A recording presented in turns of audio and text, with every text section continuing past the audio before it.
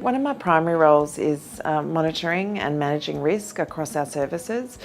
Caring for neonates and pregnant and birthing women is a relatively high risk area within the facility.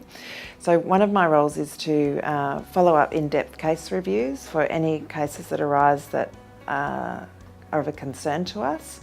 Currently what occurs is that paper file that needs to be reviewed, there's a team of us that are required to review it.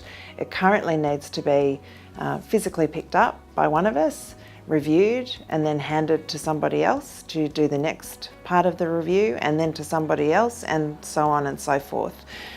You can imagine that that's a relatively time-consuming process, and the onflow of that is that it takes a reasonable amount of time to actually produce any change from the findings from that review.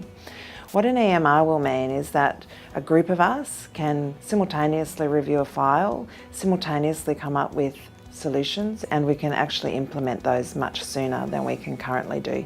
So what an EMR will mean for us is that we can all simultaneously review that file as the review team and make recommendations for practice change as quickly as possible, rather than waiting sometimes a number of weeks to actually go through that process and implement change.